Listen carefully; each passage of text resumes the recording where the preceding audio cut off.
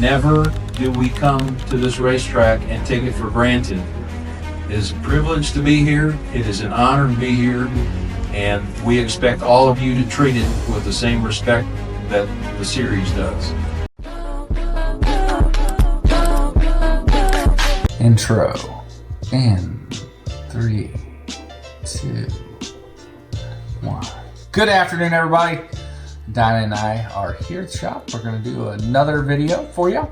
So this is going to be... It is the video I think most of you are waiting for. It is the Daytona preseason practice. Yes. Day one. We are a little bit behind on posting, but like, is it behind or are we just, spacing this out properly? Oh, we're behind. We're definitely behind. You saw us load in last week. You saw our drive down. You saw us getting into the racetrack. Today's video is going to be unloading cars. It's going to be moving around. Now, I think we're going to cut this into 2 videos for the 2 days because we did have a really eventful second day. I wish we had more footage from the test on track. The problem that we run into, like always, is that I'm either doing video, Willie's doing video, and we're also active participants in the race team. Most people that do this kind of stuff is going to have someone hired to come along, but it just doesn't work for what we do because I feel like they need to know everything about a race team like he and I know. Yeah, absolutely. And this is, just the behind the scenes of everything. You're not going to see much track time, but, it's kind of cool just to show you how much we do to set up, go through the test for 2 days, break down, and then head back to the shop and work on the car. So we have a lot to show you over the next 3 videos, I'm going to say. There's going to be a lot of what we did, what we're doing, and then how we went back to the shop to work on it all.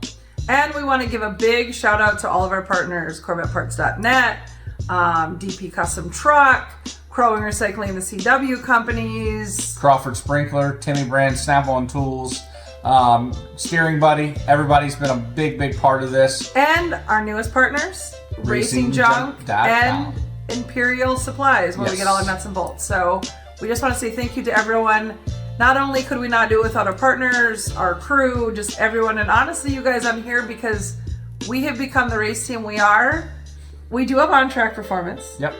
But we're the personality hires of ARCA. Let's be real. We're the team that's the funnest. So you guys at home is what's made us who we are. And that's why we're bringing you these videos, just to show you how much we appreciate everything everybody has done to help us, and we're going to carry it on forward and show what we do to work off and get these cars fast as we can. Did you just lose train of thought there? Did a little bit, so. Wow, here we go. We're not going to do that for... We need Peyton Sellers out here. Peyton Sellers running Daytona big track. We're going to send him a message because I ask him to test with us every year, and I'm not asking for money. He won't come down? Yeah. Well, you know what he told me? What? He said, "Dad, I'm afraid," and I'm like, "Oh my God!" No, not afraid of He's the afraid car. of what's going to happen when he comes out here. He's going to want to race. Yeah. He's afraid to get the itch, and he said, "I can afford to test with you. I can't afford to race with you." What's that?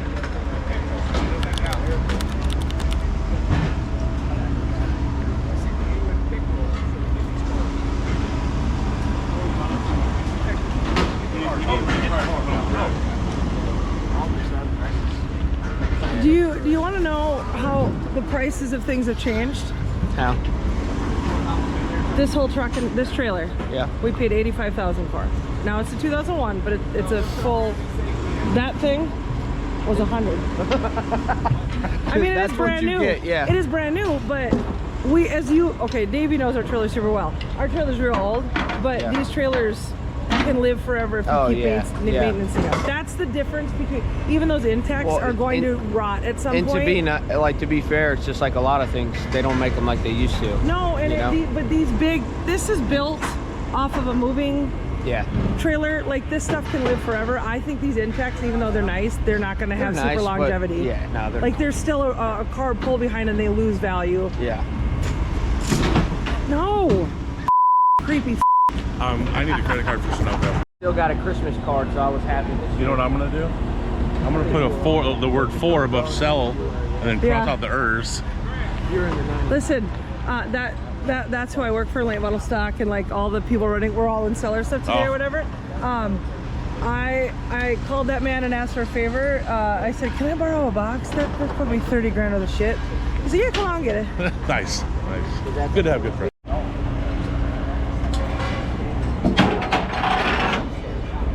Okay, somebody's gonna have to calm Willie down here. He looks like He's getting wound up. Yeah, I can see he's getting pissed. My husband's a candy ass on race weekend. Well, I said it, we always have one. So is meltdown. Davey though. Davey's the worst. I do. Davey has absolutely loaded up and went home once. Get something to mellow everyone out. Yeah. Dude, well, he's got a drug test, so otherwise they give it to him. Oh. I have it at the hotel. Have a gummy or Jesus. something. A little gummy action. Damn right. It's legal. Yeah. I've gotten so pissed I've loaded up and went home.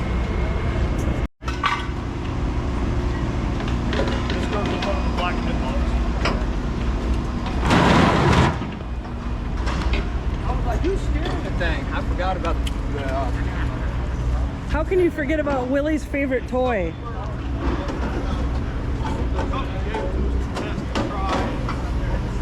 It gives us an extra person to push.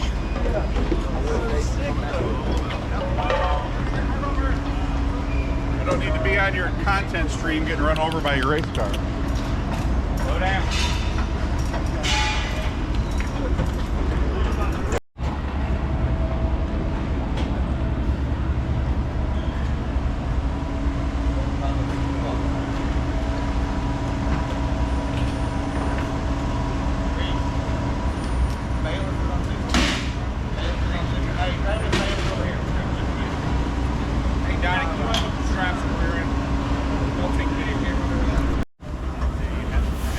Willie, why don't you go get your gear? And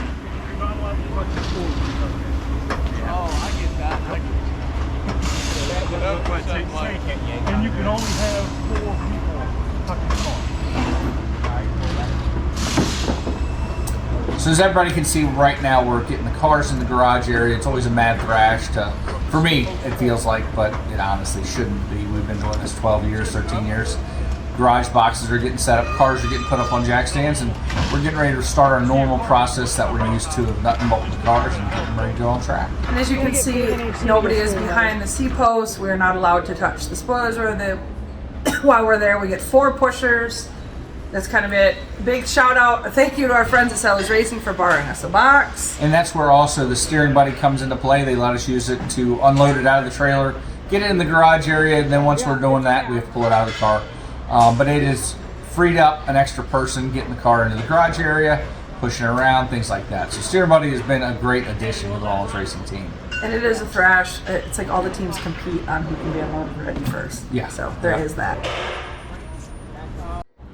Here we're at Willie's getting his gear checked, or as we call it now, the Cletus McFarland station for the new rules that we have from him.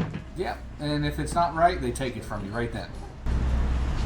The yearly gear check. Well, racely. Every race they check it. Oh yeah, whatever. That's a fucking bag you got there. Yes. It's for motocross. I have to have another truck here. Well, I usually carry. You want to smell my underwear? Oh, yeah, that takes up plenty of room for that race. They love us here. They really do. I mean, they do love us here. You do. I was doing Jamie Tamaner's one time. And his wife's over to the inside. Willie's asking people to smell his underwear. No. No. I can right now. That's how bad it is.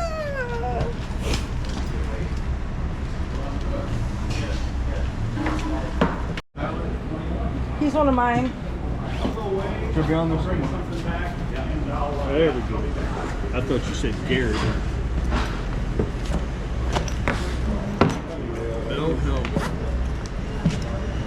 Don't put nothing on here, camera lady. I know. One day I'm gonna get that rule changed. Listen, it's only $1,000 fine. Every year we get to have the preseason practice drive meter. We're glad that you're here. We want you to have a great experience. We're going to do our best to put on a good organized practice for you so you can get a lot accomplished. And at that point you'll be assigned a transponder. That all happens right over there by where the sticks and scales are in the garage, inspection line. That transponder needs to be on the race car every time that you're in. We know that we have multiple drivers in most of the cars that are here. Just be sure that as drivers are changed in and out. This year we have Mitch Stapleton in the car for a little bit. We have Bryce Applegate and we have Tyler Gerritsen. We have 3 really good testers. 2 that are going to be in cars this year. We're going to do some things with them. We have Stapleton with because we've got to be friends with them, and they're good people. To come down, hang out, and do some video, and get a couple laps. And he did that. It was really cool. And as you see here, we're in the garage getting everything warmed up. What is something that we don't do inside the garages here, Willie?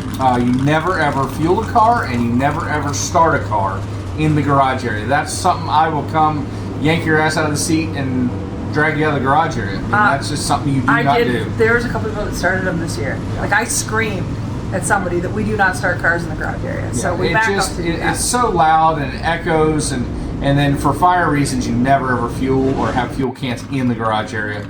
So those are 2 things that we try to make sure we remind other teams of. Yes, and we can be the police there. Yeah. All right, Willie, we haven't been really a chance to chat today because it's the hurry up and thrash morning of ARCA. Yep. How are things going so far? Good. Bryce is out there in the car right now. Right off the trailer, we're in a 51.3, so I think we're decent. Now it's time for me to calm down and go get in the car and see what we can do. All the rotors have got like a little bit of glaze on them, and that's why we wanted this first session to really just seat the brakes in. All right, first impressions. It got boring after a lap. He's just like Willie. He is. Yeah, well, that's the way it is out here. Willie tells everyone, you don't feel the speed, it's no big deal. Davey got out there and was like, you're dumb, I can feel the speed. You're sitting P4 right now. Really? Yeah. It's, you get traffic, you don't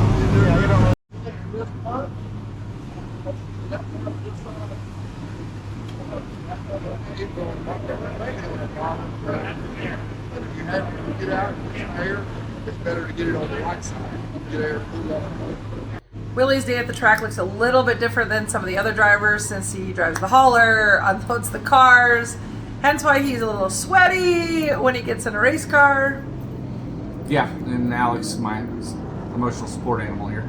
Yeah, gotta have one. That's right. Can I get a video of you when the car comes in? I'm gonna hold Brad up in there and he's gonna wave the car in.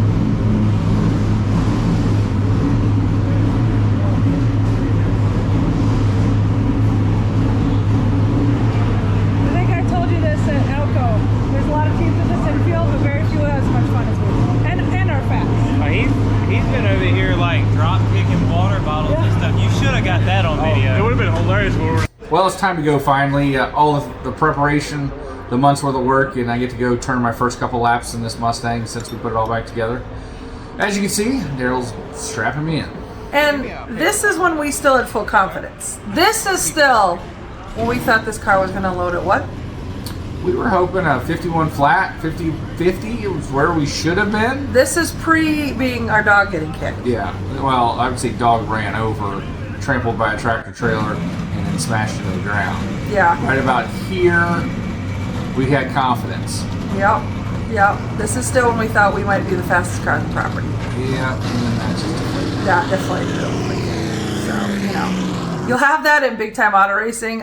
If anyone watched the F1 movie, whatever, that movie that just came out. Yeah. This is the area that they showed a lot of in the movie at the beginning for the IMSA part. So this is them coming out. He had to stop because cars are coming in and you can't always trust that the car on the other side is going to do what it's supposed to do. No, and they're doing traffic control there just to make sure both cars don't run into each other. Because sometimes it's hard to swing in there. And here's the first lap out there with the Ford, and I kind of already knew it was in trouble. You knew there was problems, and the reason was they didn't have any RPM. Plain and simple. It's just a water heater. Nah, it's just like either a small rubber fire or some plastic or something like that. I'm going to give you a little explanation on what's going on right here, and it was kind of disheartening, I'll be honest. We were already pretty upset. The car was 250 RPMs off, And then come to find out, so it got hotter. The reason is we were way more drag. So that's why the floor pans got hotter, melted the piping that was laying on the floor, things it never did for the past 2 years. So because the car stunk when it came in. I could smell the fire when it came in. It wasn't a fire. It was just, it melted all the fresh paint off the floor pans, which had been there 2 years. And then we went home and really started figuring it out. You know, we were just so much more drag than normal. And that's why the floor pans were so much hotter and things like that. Tailpipes got warmer because of the drag in the body. And I think what people don't realize, they see teams like anywhere, what you'd call like throwing the kitchen sink in it. And we absolutely did that for 2 days with this car. But there are certain things that you are not going to figure out at the racetrack. Like if the car doesn't come right, and you'll see that in future videos, what we found out. But like, there are things you can fix at a racetrack and things that you cannot. And what we had going on was well past. And a lot of it is beyond my scope of engineering. You know, that's why Kevin Reed is so important when it comes to this stuff. He's a very smart man. If he had been there, he would have probably figured it out that first day. We didn't, so we worked on all the little things, body and getting things the way we wanted them, a little bit different. And we made it better, but we were still second half off. And a second and a half off, oddly enough, still put us 50th out of 80 some. Yeah. We should have ran a 50-50 to a 50-80 off the trailer, and we were a 52 flat was the best of the whole weekend. And that was still better than some other people's primaries. Yeah. Why do we think we're not turning RPMs? That I don't know. That's just gas pedal wasn't pushed down far enough. Woo! Shots fired!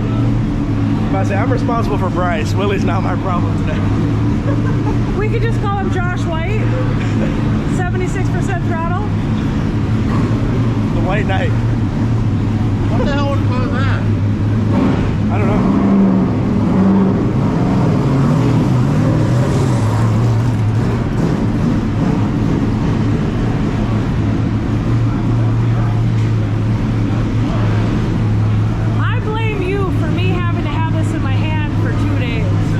Did I set the bar too high? I try not to have to do this because I'm about 9 episodes behind editing. Oh. So, but no, we hadn't done YouTube forever. Like I haven't had this out forever, so I blame you coming up and now I have to do YouTube. That's what they say. Everybody wants to be a YouTuber until it's time to edit, and I feel that too. Sometimes I'm just like, I just don't want to do this. I have to remind Willie that it takes, and I'm a pretty proficient whatever, but I'm like, it still takes, and I have severe ADHD, so if you interrupt me while I'm editing, add another extra. For every 2 minutes you bother me, add a half hour extra. I'm like, I have to be locked in a room, like, don't talk to me, don't ask me what things are, leave me alone. Literally, me packing before we left, he keeps asking me for something or where something is. I'm like, shut up. Like, you're making my brain not work. I'm crossing things off my list and I can't remember what you asked me.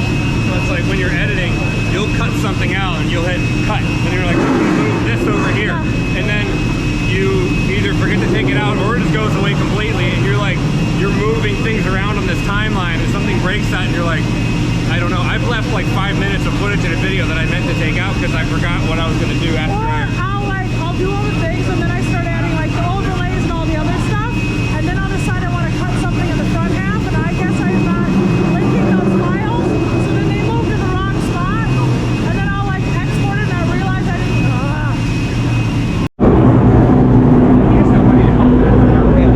Him and one other guy. He showed up with no one. Yeah.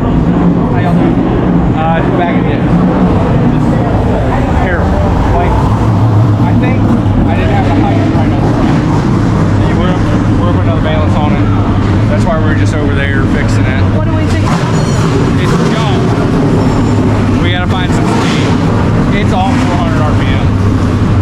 Yeah. We should be 69, 100, 69, 70. All right, Alex, come here. So we've taken the Mustang out, and it hasn't done what we hoped. You guys are just over there with the sticks. What are we working on? What did we find out? Well, we went over the sticks. Before that, we had a shock that was pretty much bottomed out or topped out. We moved the shock mount up about a 1/4 of an inch to gain, to stop it from pulling up the right front. Went over the height sticks, and whatever we showed up to the track with was completely wrong because we changed that shock mount and unbound the car. So, raised the front up, and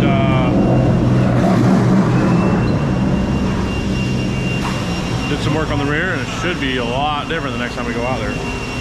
And this is what you'll have at big time auto racing, right? Yeah, it's a lot of fun when you show up to the track and you think you're ready to go, and oh, there's a little issue holding us back. And what sucks in our case is there's a lot of teams that think they're ready, but they have put like zero preparation into it. We're actually a team that puts all the preparation into it. You're trying and spending the money to run good, and then bam, we're over half second where we want to be. The good thing, the silver lining is the old Chevy. The old Chevy is running just like she always does. She's a workhorse, man. She's solid. A workhorse. And when we say workhorse, we mean top 10. Not like middle pack. We mean like she'd win a street stock race. She'd go out and do the things. That car is going to run good no matter what you do to it. And we run the Mustang because we've done a lot of stuff with it, but we're going to add a little bit of valence to it too. We're going to but the Chevy and add about a quarter inch. And for the second season in a row, we've had like testers that. Yeah, they've been doing real good. The kids have been consistent. Because Regina last year was really solid. Yeah, and they're learning to hold the car down and keep it straight. How was our guy backing out? Did you hear? They're pretty good. They're not having to over rev or anything like that. They're pretty smooth taking off. So, and I think Willie's got it figured out finally. Yeah. Struggle bus. Man, this car should be night and day difference after that. I hope, because goddamn, we put a lot of work into it. So realistically, what's going on? I don't know how much Willie wants to be. Luckily, our dog isn't destructive at all. She's got free roam of the house. So, are you fast? Because we're fucking terrible. We're a 52. Well, tell Willie, 80% doesn't get it at Daytona.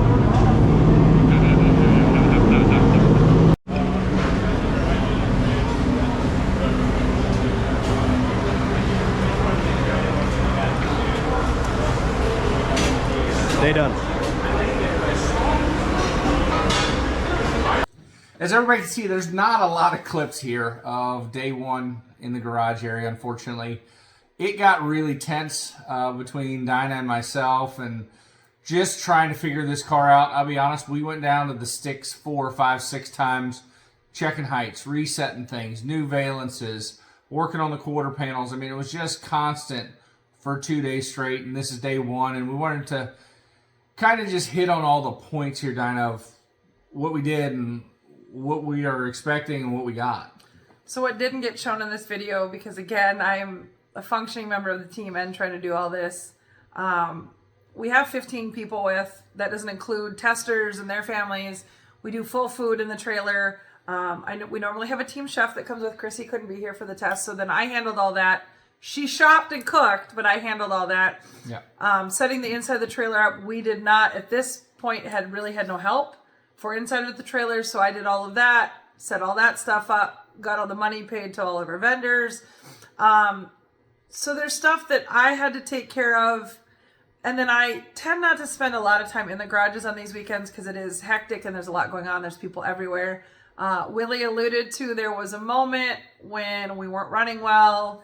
I'm not sure what was said, but she went running off. I grabbed her arm and she started swinging, so I had to back up a little bit, and it was just the fun of the test, and it gets so tense because we put our heart and soul into these cars every year from October until January, building, rebuilding, fixing, making better, and it just was a complete gut shot on my car. Because I thought my car was going to be the fastest car on the property, legitimately. Yeah. Not spoofed, not soft springs, not big spacer. Like, I thought we would unload and run a 50-50 off the trailer. Wait, you weren't going to put the tapered spacer instead of the restriction plate on? And we go down there legitimate. They can tech the car. They can do whatever. And we ran a 52 flat, was our best for the entire weekend. So that shows you a second and a half off, even after we worked on it for 2 days straight. So it gets tense, and I'm not going to lie. It was heartbreaking. In day 2, we made it a little bit better, and we really focused on that on my car. The testers did such a great job in the Chevrolet, and that car once again unloaded at a 5130. It should run between a 51 flat and a 5130 every time it unloads, and it did. And that car's always been a great car. I'm glad we got that one. And we did, and I don't have a lot of footage of the testers. You saw Tyler helping us unload. You see Bryce. I talked to him a little bit, but I think something we really want to touch on. I think it's pretty known. Our sport has become a little bit too much pay to play. There's people that write checks to get in race cars. And in a lot of situations, they show up with a helmet bag, they get in a race car, and they leave, and they're not a part of the team. Yeah. Tyler Garrettson is tied with Sellers Racing on the late model stock side. That is, again, who I work for. You see a lot of the Sellers stuff in this. We're very close with that team. Tyler races for them. Phenomenal kid. He's from Alabama? Georgia? Mississippi, I thought. Southern State. When he started racing for Sellers last year, he moved to Danville, Virginia. He works in the shop during the week, learning these cars. Told him, I said, listen, we're kind of short-handed. I'm going to need you to come right away at 6 o'clock Friday morning, help us unload. He says, no problem. I don't know what I'm doing, but I do what I'm told. And racers, young racers, knowing what you're doing doesn't matter. Like, if you want to be in a crew. Having push these the car. open and this closed is going to get you so far. We need more hands-on. And what we mean by hands-on, you don't have to be under the car changing gear. Just be there to grab a wrench or a socket or help the crew guys out, or make sure the car's unloaded, make sure it's wiped down. And this is what Bryce did and Tyler. Bryce, all and you'll see in the next video, Bryce asked to come back on Saturday because we got them through the car Friday. Asked to come back Saturday, help so he could crew. I don't know how much he actually did because it really, you'll see in that video, it turned into Willie, Daryl, and Tony really doing the bulk of it. But again, both of these kids are good race car drivers. They're good on the track. Yeah. Both of them want to be a part of the team. They want to be around the cars. And I really could not ask for a better situation. Both kids had really good families. We enjoyed being around them. Like, it was a good, a solid successful weekend. Saturday test for Bryce and Tyler. Myself, I'm 50-50. I'm happy that the Chevrolet did its things. Daryl busts his butt year in, year out to make sure these cars are put together great, and he helps me all through the winter to get these cars done. Without him, we wouldn't be where we're at. He's been an integral part of our team, and without him, I wouldn't be doing it. I've told him that many times. So we're very happy with that, but then very upset on my side of we missed something with the Ford. And we're going to continue to work on it on Saturday. And like we talk about, racing humbles you. Yeah. And racing, we really legitimately thought we'd go down and be the fastest. Because we have been.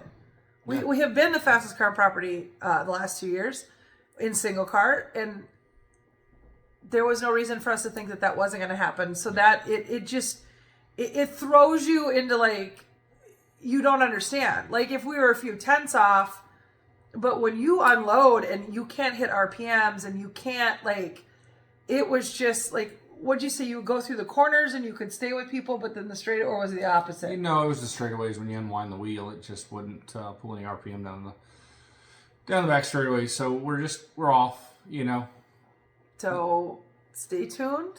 Yep. For the Saturday video, see what else we found. And see if we can turn this ship around. I guess we're YouTubers, right? So what do you say at the end of these? Like, share, comment? Like, follow, share, comment. Let us know what you want to see. Yeah. I'm going to thank everybody that comes along with us to make this a journey possible. Yeah. Like I said, Imperial Supplies help us out. RacingJunk.com, Crawford Sprinkler, CorvetteParts.net, Timmy Brand Snap-on Tools, DP Custom Trucks and Accessories, Crowing Recycling Companies, the CW companies. If Yep. you're in Minnesota and you scrap metal, let me know. I'll let you know what yard to take it for. I think there's 10 in Minnesota. Yep. So, and then April 1st is... It is Crowing Recycling, the original business in Brainerd. My father and mother bought it 30 years ago, April 1st. Yep. I'm going to cry. We lost my dad 2 years ago from cancer. A couple weeks before we got the pole. My dad had been one of your biggest supporters for years. We started when my dad bought that scrapyard. It was the 4 of us and I think 3 employees. If we could ship like 1 can trailer a month and like 2 20-ton steel trailers a week, we thought we were doing something. And my brother now owns the companies and has grown from the single scrapyard to I think there's 15 properties underneath his banner. He's one of the bigger players in the Midwest, and he's still a huge supporter of the team. And to see where it has grown from my dad to my brother has been unreal. And we're just really, really proud to be able to run the companies on our cars. I know it's my family, but you know, my dad was a racer. My brother tolerates it. Yep. And you know, this is truly a family team, and we consider you guys watching, especially some of you guys have followed us on Facebook, and we've known you from Instagram and TikTok. Like, you have been with us for years. Yep, the long journey. It's been great. You know, we can't... There are names that pop up that we're like, oh yeah, you know, like we know who you are, and we it's just been great. Can't thank you guys enough. It makes all of this worth doing. We're never going to be in Cup. We're never going to make money doing this. We do this because we love it, and part of why we love it so much is because of the fans, you know, and this is our passion. You know, big shout out to, which choked me up a little bit too, my brother this weekend. Put together... Bruce Mullins Motorsports, you can find that on Facebook. Yep. Put together a win in Top Alcohol Funny Car. And IHRA. Yeah. And it is the first, what did you say? It's the first roots blower. He comes to a gunfight with a knife. Yes, so he doesn't have a screw blower like all the other Top Alcohol Funny Cars and dragsters. He still runs a roots blower, and that's a gearhead term, so look that up. But it's the first roots blower to win a national event since 2008. So we are truly a family team. Both sides of us come from racing. His brother has been a part of the team on and off. Some of our early paint jobs. Yeah, the first paint job was my brother's paint job. And I'll put that up here. I'll put some information about Bruce. So my brother-in-law, his brother is 10 years older than him. He is one of the premier painters in the drag race world. Yep. He has won, what do they call him? He's best appearing. What is the Wally? What do they call it? Yeah, that was the best appearing Wallies at a couple of He does the airbrush. Events. He does all the things. So we used to do that on our cars. The realization is that Willie hits too much stuff to do that. We need to do wrap or something simpler because Willie hits things. A little bit different in his world. So we're extremely proud of the team that physically is with us, the team that's with us through here, and we just want to say thank you to everyone. Yep, so make sure, like I said, like, follow, and share. Stay tuned for the next video. We'll see you in the next one. Bye!